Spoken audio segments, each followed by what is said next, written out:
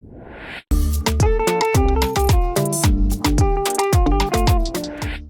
LaFond made history in August when she won a gold medal at the Paris Olympics.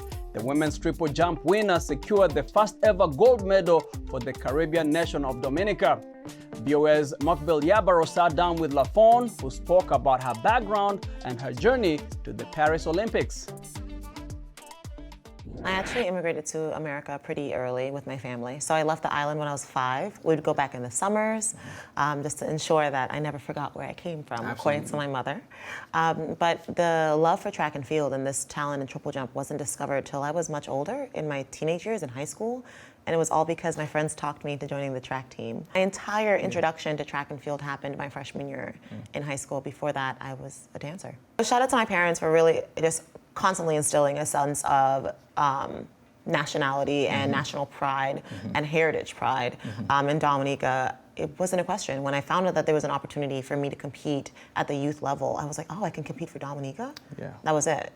And so even though, yes, I was raised in the US predominantly, and yes, I am an immigrant, my heart was always in the Caribbean. I don't think I really and truly understood how much this medal meant to the people, the magnitude of what I'd done, until I touched ground.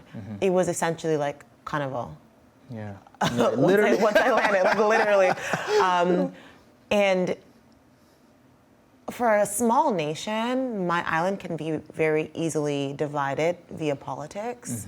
And I think it was the first time that I saw them truly united under one thing, and it was our flag.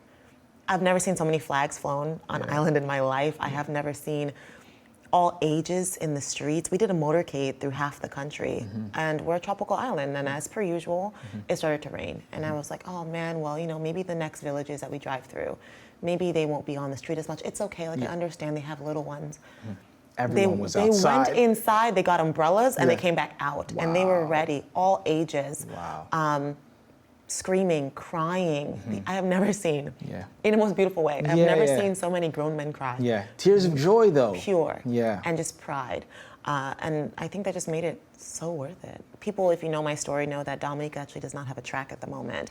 And the government, thanks to our Prime Minister, Scarrett, has decided to actually build a track, and they'll be named after me. What an honor, right? Amazing. But in the meanwhile, we're actually working on smaller projects to help out in the local villages. One is my mother's home village called Maho. We've actually already started the plans to develop a field training area, so a runway, some sand pits, a place where they can just like dabble, you know, just a basic introduction to the sport, a place that can pique their curiosity, and maybe nurture the next, you know, future Olympians. What we're working on right now, like I said, is that facility in Maho for sure. We have a couple other fundraising events coming up. And the next one is actually next week in South Florida. It's called Jump for Joy. You can learn about it at jumpforjoy.com. And it's really a way to do a cool little meet and greet, but still help raise funds for the young athletes in Dominica. Amazing. I'll do another one in Houston towards the end of October. And maybe a couple more down the line. I would love to do a shoe drive for the young athletes in need. I saw a lot of kids competing barefoot in Dominica at our events, and so I want to help them out that way.